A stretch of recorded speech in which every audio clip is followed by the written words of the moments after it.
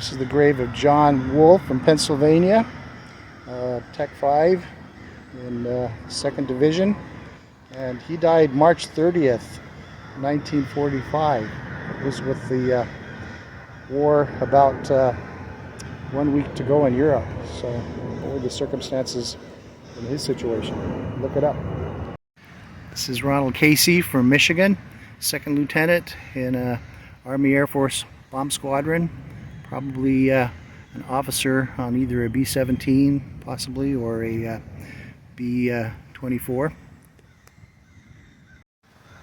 George Burton from New Jersey, Sergeant in the Army Air Forces. If he was in Europe, it looks like he died within a week of the end of the war. Not a lot of details here, but you could find his story by looking it up with your smartphone app, courtesy of the volunteers of Stories Behind the Stars. This is Paul Homer Witham. We don't know what state he is here. We only have a death date, August 8th, 1942. That's kind of early for deaths. Could have been involved in the Guadalcanal campaign. But if you want to find out more information and you're visiting his grave, use the app and pull up a story. Looks like the name on this was Arthur Corenson from New York. He was in the signal radio position. He was 34 years old. You could read his story. Gerald Gordon from Illinois. He was an officer in an Army Air Force base unit. Died in, looks like it's 1943. Could be 1945, but maybe 1943. You get the details when you read his story. This is Ferdinand G. Rosnowski, I think, from Pennsylvania, 82nd Airborne, which means, more than likely, that means he parachuted into Normandy on D-Day. And from the date there, it was probably part of Operation Market Garden when he died. Ralph DeChurch, also of Pennsylvania, 79th Division. That would have placed him probably in Normandy at the time he passed away. He was a private. Story available. Just use your smartphone. This is the grave of Robert Waxham from Pennsylvania. He was a private in the 389th Army Air Force Fighter Squadron. Died on July 20th, 1944. This is the graveside of, looks like Gail Carson from Washington, 2nd Lieutenant in a fighter group, which probably could have made him a pilot, and died in May 25 of 1944. 24 years old. Herbert Weaver from West Virginia, private, 27th Armored Tank Battalion. Died December 19, I think it's 1943.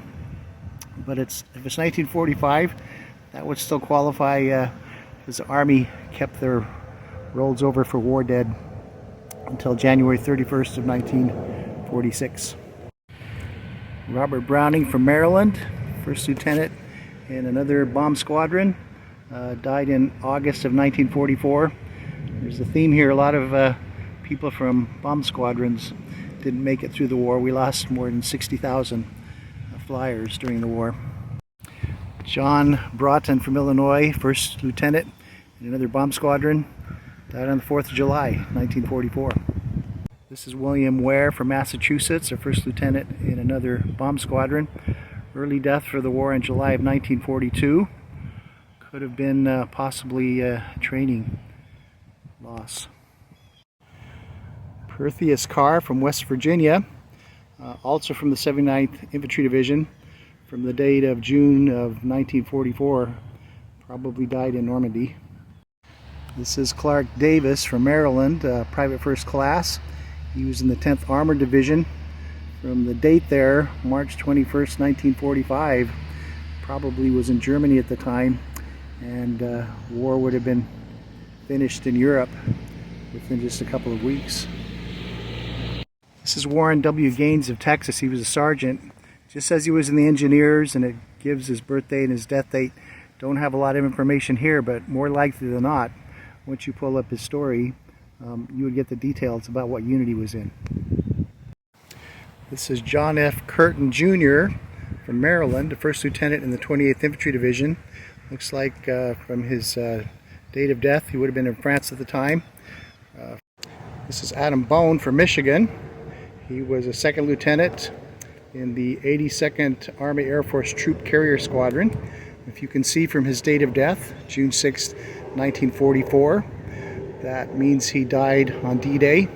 He was probably a pilot or a co-pilot. You can get the details about this D-Day hero by reading it from your smartphone. Looks like in just this small section that we've been looking at, we have another D-Day hero, Leo Beals from Ohio, a private in the 501 Parachute Infantry Regiment, which was in the 101st Airborne. Died on D-Day. Looks like at 28 years old, he was probably one of the older privates. This is Doyle Conrad from Oklahoma, a captain in Field Artillery Battalion of the 29th Infantry Division, which landed on Omaha Beach on D-Day. Not sure if he was part of that actual landing, but if you were to look up his story, you could maybe find out more details. He only lived a few months after that, died at the end of August 1944. Roy Stanton Jr. from North Carolina, a staff sergeant in another bomb squadron, died in October 1944. This is William Bates from Pennsylvania. He was also in the 2nd Armored Division. We already have seen one soldier from that unit. Also died in Germany in March of 1945 when the war was getting close to the end. So these graves in this section, the ones with the flags, the ones that I went over individually, I think it's 26 total. So that's less than 1% of the over 2,900 World War II fallen graves that are in this section 12 of Arlington National Cemetery.